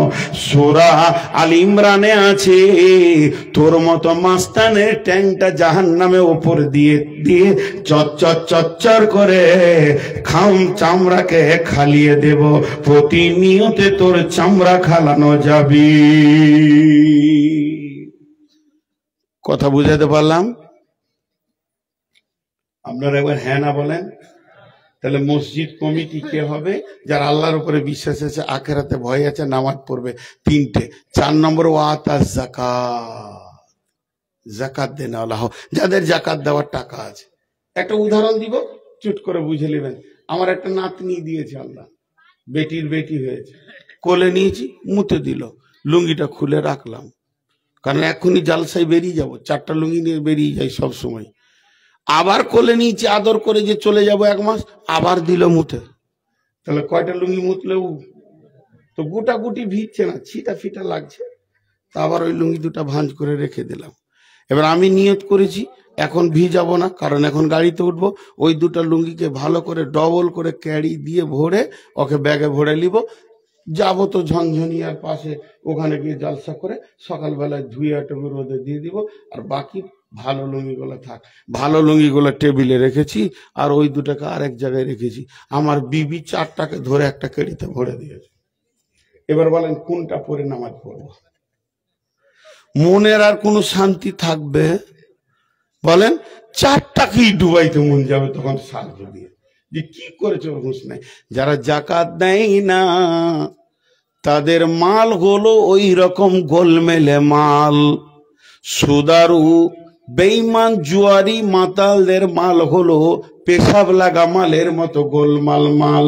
লোকটা লোহার ব্যবসা করে, হার্ডওয়ার্সের ব্যবসা করে, ফার্নিচারের ব্যবসা করে, সেই সাথে আবার জুয়া খেলে, সুদ খায়। কোন টাকাটা কোন টাকা? বুঝতে পেরেছেন? অতএব যারা জাকাত দেয় না তাদের মাল হলো নাপাক। যেমন ওই লুঙ্গিটাতে আমার নামাজ হবে না, বেজাকাতদের টাকাতেও মসজিদ বানানো নাপাক হয়ে যাবে। বেজাকাতের টাকা নেওয়া যাবে না। লোকটা ধনী হলে কি হবে, কিন্তু ওকে জাকাত দিতে হবে। আর 5 নম্বরে বলছে ওয়ালামি ইয়াখশা ইল্লাল্লাহ, আল্লাহ ছাড়া কাউকে ভয় করা যাবে না। এটা আবার কেন এলো কথাটা? আল্লাহ ছাড়া কাউকে ভয় করিস না, মসজিদ বানা, আল্লাহ ছাড়া কাউকে ভয় করিস না, এ কথাটা কেন এলো? সহজ করে বলে দিই। আপনাদের এই ক্যাশিয়ার এই মসজিদের যে আছে, কে আছে আমি জানি না, উদাহরণ দিচ্ছি। উনি আজকে 2 দিনের জালসার ক্যাশিয়ার, টাকাগুলোকে জমা করছে আর গাডারে বাঁধছে। কিন্তু ঘটনা হয়েছে কি, ঠিক আপনাদের ওই মোড়টাতে ওইখানে 2 কাঠা জমি বিক্রি, আজ 6 মাস থেকে গোপনে গোপনে গোপনে ও কিন্তু 5 লাখ টাকা দিয়ে দিয়েছে অটোমেটিক। দিয়ে ওই লোকটাকে বলেছে, ভাই তোকে জালসার 3 দিন আগে সবটি টাকা ব্যবস্থা করে দিয়ে দিব। আর জালসাটা যেই হয়ে যাবে বুধবার শেষ, বৃহস্পতিবার না হয় শুক্রবার দিন রেস্টি করে নেব দুজনে। লোকটাও ভালো, বলছে ভাই তুমি টাকা 2 কাঠা জায়গার দাম পড়েছে ওর 16 লক্ষ টাকা। এই 16 লক্ষ টাকার ভিতরে ওর ছিল 5 লাখ, বিবির 2 লাখ, সে বেটিদের সোনা, বিবির সোনা, বহুর সোনা বিক্রি করে হয়েছে 3 লাখ, দিয়ে 5 লাখ আর 3 লাখ 8 লাখ, বন্ধুদের কাছে ধার নিয়েছে 2 লাখ, দিয়ে হলো 10 লাখ। আরো কোন কোম্পানি, মানে ওই জায়গাটা কিনতে গিয়ে ও ঠেলাটা বুঝছে যে বাঁশটা কত সাইজের যেছে, ও বুঝছে। কিন্তু যাক ওর টাকাটা দেওয়া হয়ে গেছে গত সোমবার, কিন্তু রেস্টি করতে যেছে না কেন, যে মঙ্গলবার বুধবার জালসা, ভাই আমি বাড়ি থেকে বেরোবো না, জালসার ক্যাশিয়ার আছি, তোর হাত দুটা ধরে বলছি আমি বৃহস্পতিবারটা রেস্ট নেবো, শুক্রবার সকালবেলায় রেস্টি করে জমা পড়বো ইনশাআল্লাহ। দুজনা ঠিক হয়ে গেল, খরিদ্দার আর মালিক, টাকা ফুল মিটে গেছে। রেস্টি করতে গেছে কি বার? শুক্রবার। হঠাৎ গায়ের লোক বলছে ক্যাশিয়ার কইরা, ক্যাশিয়ারের নাম হয়তো রফিকুল, রফিক কইরা জমি রেস্টি করতে গেছে আজকে। হ্যাঁ, পরশু জালসা শেষ হলো, আজকে জমি রেস্টি করবে না কেন? ও লুটালে জায়গা ও কিনবে না, দেখে কিনবে। ধারণা কত খারাপ, বুঝছেন? যে ওই জালসায় যা টাকা হয়েছে সারা জায়গা কিনে দিল। এরকম মাল আছে না নাই আপনাদের এলাকায়? তা আল্লাহ বলছে, হে রফিক, তোর কাছে যে আমার আদায়ের টাকাটা আছে তুই জানিস আর আমি জানি, আর যারা টাকা দিয়েছে আমাকে দিয়েছে, আর তোকে রাখতে দিয়েছি তো আমি আল্লাহ দিয়েছি। যদি তুই নিজের ওপরে বিশ্বাস থাকে যে আমি আমানতের খেয়ানতি করিনি, তাহলে তুই সারকে বুককে উঁচু করে হাঁটবি, চুহা বিড়ালগুলোকে ভয় করবি না। ওয়ালাম ইয়াখশা ইল্লাল্লাহ, মসজিদ বানাতে গিয়ে ভয় করবি তো আমাকে কর। যারা কুটকুট করে কথা বলে এদেরকে ভয় করবি না। বুঝাতে পারলাম? একবার বলেন বুঝাতে পারলাম? তাহলে মসজিদ বানাবে 5 গুণের গুণান্বিত লোক, কিন্তু মসজিদ বানানো নেই কি না গুণা? এতগুলো লোক কথা বলে না, ওরা আগে থেকে দাঁড়িয়ে গেছে, খালি মৌলভী সাহেব বলুক যে আজকের মতো বায়ান শেষ, হাঁটতে লাগবো, অর্ধেক রাস্তায় এগিয়ে নিয়েছে। এক রাখাল টুপি পরে ঘুরে বেড়াচ্ছে, বলছে কাল আমার বিয়ে। বলে কার সঙ্গে? বলছে রাজার বেটির সঙ্গে। লোক বিশ্বাস করে না, রাখালের বিয়ে রাজার বেটির সঙ্গে? বলে হ্যাঁ। অর্ধেক কাজ এগিয়ে গেছে, আমি রাজি আছি, খালি রাজি হলে হয়ে গেল। অর্ধেক কাজ এগিয়ে গেছে, আমি রাজি আছি, খালি রাজার বেটি রাজি হলে হয়ে গেল। টুপি পরে পাঞ্জাবি পরে নিজেই রাজি ঘুরে বেড়াচ্ছে, এরা মোটামুটি আগিয়ে গেছে অর্ধেক রাস্তা। খালি আমি বলবো যে ভাই কার কাছে কি আছে কিছু দেন, তখনই টুকটুক করে রাস্তা ধরবে যে আজকে জালসা শেষ হয়ে গেল। আর ওখানে ওই তিনজন জালসা শুনছে কিনা আমার বিশ্বাস নাই। মাঝে মাঝে আমি মাইকটা বন্ধ করছি যে ওদের গল্পের আবার ডিস্টার্ব হচ্ছে কিনা। ভিআইপি মানুষ তো গল্পে লেগেই আছে। আমি জানতাম যে বেটি ছেলেরা তিনটে এক জায়গায় থাকলে গল্প করে।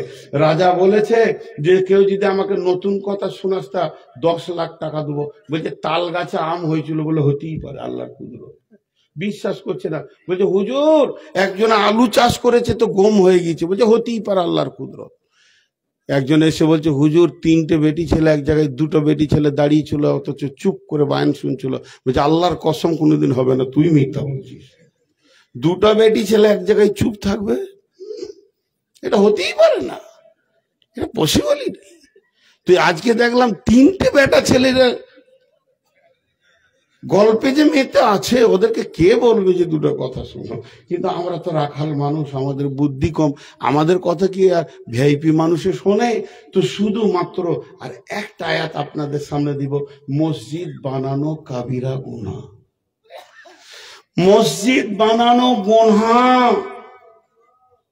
সূরা তওবা 107 নম্বর আয়াতে বলছেন, ওয়াল্লাযীনা ইত্তাখাযু মাসজিদান জিরারান ওয়া কুফরা তাফরীকাম বাইনাল মুমিনিন ওয়া ইরসাদান লিমান হারাবাল্লাহা ওয়া রাসূলাহু মিন ক্বাবলু ওয়া লা ইয়াহলিফুন্না ইন আরাদনা ইল্লাল হুসনা ওয়াল্লাহু ইয়াশহাদু ইন্নাহুম লাকাযিবুন। বিরাট ঘটনা আছে আয়াতটার পেছনে। জি, আমি ছোট্ট 2 মিনিটে বলবো, দেখি পারি কিনা ছোট মিনিমাইজ করতে। যদি পেরে যাই তো ভালো, না হলে হার্ডলি খালি এই ঘটনাটা যদি বুঝতে পেরে যান, তাহলে আয়াতটা তর্জমা করতে হবে না, পেটে ঢুকে যাবে অটোমেটিক। ঘটনাটা কি? রাসূলুল্লাহ সাল্লাল্লাহু আলাইহি ওয়াসাল্লাম জন্ম নিয়েছেন মক্কায়, আর আসলেন কোথায়? মদিনায়। তো মদিনায় যখন এলো, তখন গোটা মদিনা আল্লাহ রসুলকে ছাড়া কিছুই বুঝে না। কাজ করবে, হাটে যাবে, ঘাটে যাবে, বেটির বিয়ে দেবে, বেটার বিয়ে দেবে, কি করব কি না করব রসুলের পরামর্শ ছাড়া চলে না। তখন বেঈমান যতগুলো ছিল মদিনাতে, মুনাফিক, তাদের কলজে চলতে লাগলো যে এরা নিয়ত করলো ওকে মারবো কি করে রে, ওকে এমন কাটা কেটে দিব, না থাকবে বাঁশ না বাঁচবে বাঁশুরি। কিন্তু সাহস হচ্ছে না, কেন? সব লোকগুলো তো ওর দিকে, আমরা মুষ্টিমে কজনাতে পারবো? তখন মুরব্বীরা বলছে ঝামেলা করিস না, চাটনিতে জুটবি না, চুপচাপ থাক। বলে কি করা যাবে? বলে ওই ছেলেটা এসেছে কোথা থেকে, ওর আগমনটা কোথা থেকে, মক্কা থেকে না মদিনা থেকে, একবার খবর লাও। তো মক্কা থেকে। বলে সেই জায়গায় যাও, সেইখান থেকে খবর নিয়ে এসো। কি খবর? যে ওখানে ওর কোনো দুশ্মন আছে কিনা। দুজন চলে গেল মক্কা। মক্কায় গিয়ে বলছে, ও মক্কার লোক, তোমরা নবী মোহাম্মদকে চিনো? চিনি মানে? ওকে কাটবো। রাতে রাতে পালিয়েছে, ও ভালো লোক লয়। জি, খন্দকের যুদ্ধে এক এক করে কেটে পড়লো। যখন খন্দকের যুদ্ধে এটা হলো, ওকে কাটবো, তখন এর কলজেটা বড় হয়েছে। ওই লেগেই বলে যে মুরব্বীদের কথা শুনো, এখানে ওর দুশ্মন আছে, এরাকে ঠিক খবর দিয়ে দিব, মদিনা থেকে কেটে দেবে, কেস আমাদের নামে হবে না, আমরা যেমন নেতা ছিলাম নেতা থেকে যাব। এদেরকে খবর দিল। মদিনাতে গিয়ে ওরা আবার গোল করে বসলো, হ্যাঁ ওর দুশ্মন পাওয়া গেছে, আর টেনশন নাই, ওকে এসে কেটে দিবে, আমাদের যেমন মাস্তানি চলছিল সেরকম চলবে। এটা ওরা খুশি হয়ে গেল। জি জি, এবার আমার দিকে তাকান, আপনারা ধ্যানের সঙ্গে তাকান। ঠিক মদিনায় খবর দেব। এরা এবার মদিনাতে বসে বলছে, কার ঘরে থাকবে রে? ওরা তো কারো ঘরে থাকবে? কার ঘরে থাকবে? কে লিবি? মেহমানকে খোয়াবি। যদি ধরা পড়ে যে অমুকের ঘরে থেকে রসুলকে মেরেছে, তার চাটনি হবে কি হবে না? তাকে একবার ধুনের পাতা বাঁটা করবে।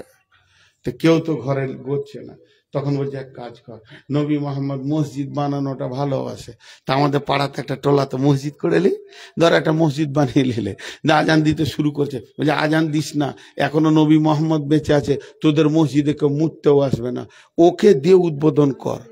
যাকে মারবে তাকে দিয়ে মসজিদ উদ্বোধন করছে। আমাদের বর্ধমানে মেয়েরা একটা কথা বলে, ওই যে পাটাতে এমনি করে মশলা বাটে, যে যে যে পাথরটা উপরে থাকে ওটাকে কি বলেন? নোড়া। তো বলে, আর পাটাটাকে আমাদের দেশে শিল বলে। যার শিল তারই নোড়া, যার পাটা তারই নোড়া, তার ভাঙবো দাঁতের গোড়া। হ্যাঁ, রসুলকে মারতে চাইছে। আল্লাহ রসুলকে বলছে, ইয়া রাসূলুল্লাহ, আমাদের টোলাতে একটা নতুন মসজিদ হয়েছে, তো নবীজির কলিজাটা বড় হলো, হাজি ভাই আপনারা মসজিদ বানাচ্ছেন, আল্লাহ আমাকে একা দিয়ে, একা কয়েকটা মুসলিমের সাথে লোক পেয়েছি, প্রায় 2.5 কোটি টাকার কাজ করিয়ে নিল। 2.5 কোটি টাকার। কোথা থেকে টাকা আসছে গাইবে মদদ আমি জানি না, কিন্তু কাজ তো হচ্ছে। মসজিদের কাজে নামলে আল্লাহ সাহায্য আসবে।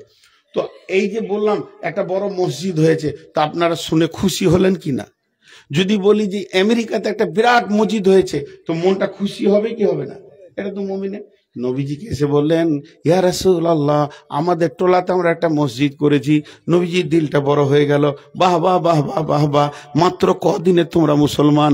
10 দিন 20 দিনের মুসলমান, আর এই কয়দিনের ভিতরে তোমরা নতুন মসজিদ করেছো।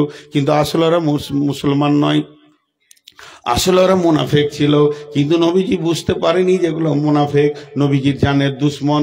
তখন বলে বাহ বাহ বাহ বাহ, তখন এরা বলছে, রাসূলুল্লাহ আমাদের মসজিদটা আপনাকে প্রথম নামাজ পড়ে উদ্বোধন করে দিতে হবে। নবীজি বললেন ঠিক আছে আমি যাব। এমন সময় নবীজি তৈরি হয়ে বেরিয়ে আসছেন, আর এই আয়াতটা নাজিল হয়ে গেল, ওয়াল্লাযীনা তাখাযু মাসজিদান জিরারাও ওয়া কুফরা তাফরিকাম বাইনাল মুমিনি ওয়া ইরসাদাল লিমান হারাবাল্লাহা ওয়া রাসূলুহু মিন কাবলু ওয়া লা ইয়াহলিফুন্না ইন আরাদনা ইল্লাল হুসনা ওয়াল্লাহু ইয়াশহাদু ইন্নাহুম লাকাযিবুন। হে নবী শুনো, ওরা ওটা মসজিদ বানায়নি, ওরা জিদের বশীভূত হয়ে কুফরির তাড়নাতে মুনাফিকের দলেরা, তো এরা পূর্ব থেকে আল্লাহ এবং রসুলের দুশ্মন, এরা কোনোদিন আল্লাহ এবং রসুলের সঙ্গে আপোষ করতে পারেনি। এরা এই জ্বালাতে ওই মসজিদটা করেছে, ওটা তোমাকে মারার কেল্লা করেছে, আর মুসলমানদের ভিতরে ফাটল ধরানোর জন্য এটা করেছে।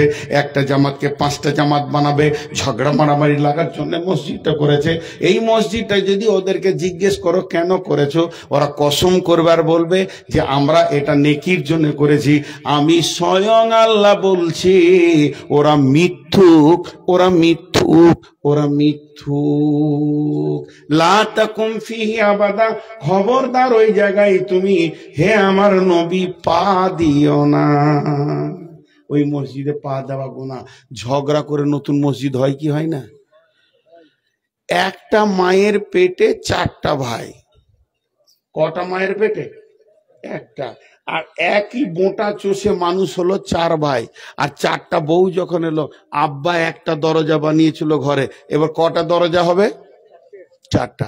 তাহলে একটা ফ্যামিলিতে যদি এত কিছু ঘটে, তাহলে একটা মসজিদে ক ফ্যামিলি লোক নামাজ পড়ছে? গ্রামে 25-30 ফ্যামিলি লোক নামাজ পড়ছে, তো ঝগড়া হতেই পারে। ঝগড়া হওয়াটা নোংরামি নয়, ঝগড়া রাখাটা নোংরামি হতেই পারে। সাহাবীদের ভিতরেও ঝগড়া হয়েছে, হয়নি? একটা সাহাবী এসে খোঁটা গেড়ে দিয়ে চলে গেল মসজিদের সামনে, আর একজন এসে হুক করে তুলে দিয়ে নামাজ পড়তে লাগলো। পেছনে এসে যে খোঁটা গেড়েছে ও আগে নামাজ পড়ছে, ও ভাবছে ভালো কাজ করেছি, তো 2 রাকাত নামাজ পড়েলি, এখন ফাঁকা আছি।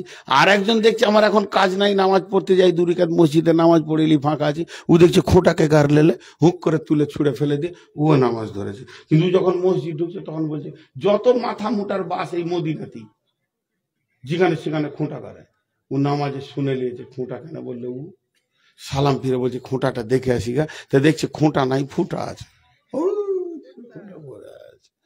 তখন এবার ও নামাজ ধরেছে, ই পেছনে গিয়ে সুবহানাল্লাহ সুবহানাল্লাহ করছে, সুবহানাল্লাহ খালি তুই সালাম ফির, তোকে দেখছি খোঁটা তোলার ব্যবস্থা। জি, ই সালাম ফিরছে, তো গায়ে হাত দিয়ে কত মিষ্টি কথা, আসসালামু আলাইকুম, ওয়ালাইকুম আসসালাম, কিছু বলছো ভাই, ভাষাটা কত মিষ্টি। মারবে নাকি আমাকে? তো মনে হলো এরকম চিল্লে উঠলো যে আমি তো কিছু করি নাই খালা। খুব যদি রাগ লাগে, যে টাকা কটা আছে ছুড়ে দেন, কানের টানে সব। হিরে আল্লাহ। তো এবার ওই ফুটা আছে। এখন ঘটনা হলো কি, এই প্রথম মিষ্টি দিয়ে শুরু হলো, তো বলছে এই খোঁটাটা কে তুললে? ও আমি তো খুঁজি কে গাললে। এবার তুমি থেকে তুই চলে, তুই গাললি কেন, তুই তুললি কেন, তোকে কে গাতে বল, তোকে কে তুলতে বল। দুটোই রসুলের সাহাবি। এমন চিল্লান শুরু করেছে, সব সাহাবিরা হাজির, হয়তো হাত উঠাউটি হয়ে যাবে। নবীজি এসে বলছে চুপ করো। নবীজির একটা কথাকে দুবার বলতে হতো না, চুপ করো। দুজনে চুপ হয়ে গেছে বসে। মাসুম বাচ্চা, মনে হচ্ছে না যে ঝগড়া হচ্ছিল। নবীজি মিম্বারে বসে গেলেন। মসজিদ আর মসজিদ না, এখন আদালত হয়ে গেল, বিচার। মুসলমানদের বিচার কোথা হবে? মসজিদে। বিয়ে পড়ানো হবে কোথা? মসজিদে। আর এখন বিয়ে হয়েছে প্যান্ডেলে। তো যাই হোক, এবার নবীজি বলছে এই খোটা গাড়নেওয়ালা, এ খোটা তুলনেওয়ালা, তোমরা বসে যাও। খোটা তুলনেওয়ালা, কেন তুমি বলেছো তুললে বলো। ইন্নামাল আমাল ও বিনিয়ত, তুমি তোমার নিয়তটা আমাকে শোনাও। খোটা তুলনেওয়ালা বলছে ইয়া রাসূলুল্লাহ, মসজিদের পাশে খোঁটা থাকবে, টক্কর লেগে যাবে, পড়ে যাবে, মসজিদটা দেখে নোংরা লাগছে। আপনি বলেছেন আল্লাহর ঘরকে পরিষ্কার করে রাখা, তাই আমি ওটাকে পরিষ্কার পরিচ্ছন্ন করে দিলাম। ও দয়ার নবী গো, আর ওখানে টক্কর লেগে যাবে, বিপদ হয়ে যাবে, এই রকম মনে করে আল্লাহকে খুশি করার জন্য খোঁটা তুলে দিয়েছি।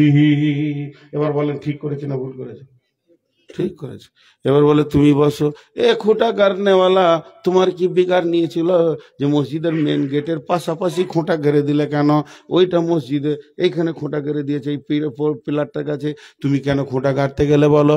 তখনই বলছেন ইয়া রাসূলুল্লাহ, আমার নিয়তটা শুনেন। এইটা হলো মসজিদে নববী, এইদিকে হলো আপনার কিনা মক্কা দক্ষিণে, এইদিকে হলো শাম আর সিরিয়া উত্তরে। মক্কার লোকেরা শাম যায়, শাম থেকে ব্যবসা করে বাড়ি ফিরে, শামের লোকেরা মক্কায় যায়, মক্কা থেকে ব্যবসা করে বাড়ি ফিরে। এটাই হচ্ছে মদিনার মসজিদের সামনে হাই রোড। তারা ঘোড়া গাধা উঁট বোঝাই করে মাল নিয়ে যাওয়া আসা করে। যখন নামাজের টাইম হয়ে যায়, ফাঁকা ময়দানে ছেড়ে দিয়ে নামাজ পড়ে, তাদের নামাজে কোনো শান্তি পায় না। আমি খোঁটাটা গেড়ে দিলাম, তারা উঁটগুলোকে বাণিজ্য দলেরা এই খোঁটাতে বেঁধে দিয়ে নামাজ পড়বে। বলেন ঠিক করেছে না ভুল করেছে? দুজনেরই নিয়ত ভালো। আল্লাহ নবী এবার ফয়সালা দিয়েছেন, ও খোঁটা গাড়নেওয়ালা, খোঁটা তুলনেওয়ালা, তোমাদের দুজনের নিয়তের কারণে তোমরা দুজনেই জান্নাতি। মসজিদে এটা হয়েই থাকে, তার জন্য এটা দ্বিতীয় মসজিদ বানানো যাবে না। অতএব মা বোন, আপনাদেরকে বলছি, বিশেষ করে মেয়েদেরকে বলছি একটা কথা, ও আমার মা, ওরে আমার বোন, পুরুষরা শুনবেন আর মেয়েরা আমল করবেন। মা আমার, বোন আমার, বিশ্বনবী জামানা একটা মেয়ে প্রতিদিন মসজিদে এসে ফাঁকা টাইমে মসজিদটাকে ঝেড়ে দিত, ঝুলগুলোকে ঝেড়ে দিত, সাফ করে দিত, মুসল্লাগুলোকে ঠিক করে বিছিয়ে দিত, জায়নামাজগুলোকে ঝেঁটিয়ে পরিষ্কার করে বাইরে বের করে দিত। ওই মেয়েটার কাজ ছিল মসজিদকে সাফ করা। একদিন বিশ্বনবী মসজিদে এসে বলছে মেয়েটা কই? সাহাবীরা বললেন মেয়েটি মারা গেছে। ইয়া রাসূলুল্লাহ, আপনাকে খবর দেওয়া হয়নি, দাফন হয়ে গেছে। আল্লাহর নবী, আখরি নবী, নবীদের নবী, শেষ নবী, নবী মুহাম্মদ কি ভাষা বললেন? ও আমার সাহাবীরা, মেয়েটার কবর কোথা হয়েছে বলো, আমাকে তার কবরের কাছে নিয়ে চলো, আমি তার জন্য আল্লাহর কাছে মাগফিরাতের দোয়া চাইব। মসজিদ ঝাড়ু দেয়া কত বড় নেকি। একটা গেল। মসজিদে দীর্ঘদিন আঁধারে নামাজ হচ্ছে, আলো নাই, আলো নাই, আলো নাই, আলো নাই, এত অভাব চলছে, আলো জ্বালাবার পয়সা নাই। একদিন রাতে নবীজি নামাজ পড়তে গিয়ে দেখছেন দীপ দীপ দীপ দীপ দীপ দীপ করে একটা প্রদীপ জ্বলছে। মাটির বাতিতে কে চর্বি দিয়ে দিয়েছে, পুরাতন কাপড়ের পলতে বানিয়ে দিয়েছে, আলোটা জ্বালিয়ে দিয়েছে। আল্লাহ নবী নামাজ পড়ি বললেন আলোটা কে জ্বাললে গো? এটা বেটা ছেলেদেরকে বলছি, মেয়েরা শুনবে। যে জেলে চু মাথাটার নামও করছে, এরে না শুধিয়ে জেলে দিলাম, কিছু ভুল হলো না কি রে? নবীজি বলেন কে গো, মাথাটা তুলো। যুবকটি উঠে দাঁড়ালো। যুবকটার নাম কি? ওই যুবকটার নাম হযরতে বুরাইদা রাদিয়াল্লাহু তাআলা আনহু। আল্লাহর নবী কি বলছেন দেখেন,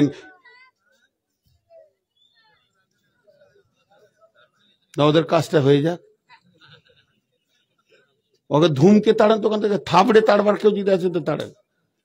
এই তোকে লজ্জা আছে? হাদিসের কথা চলছে এখানে দাঁড়িয়েছে। বিশ্ব নবী কি বললেন? ওই যুবকটা দাঁড়িয়ে আছে, নবীজি বললেন, হে যুবক, যুবকটার নাম কি বললাম? হযরতে বুরাইদা রাদিয়াল্লাহু তাআলা আনহু। নবী বলেন, বুরাইদা রে, আমার 4টা মেয়ের বিয়ে হয়ে গেছে, যদি একটা বাকি থাকতো কিংবা 5 নম্বরে যদি কোনো মেয়ে থাকতো, আমি এক্ষুনি তোমার সঙ্গে বিয়ে পড়িয়ে দিয়ে আমি তোমাকে জামাই করে নিতাম।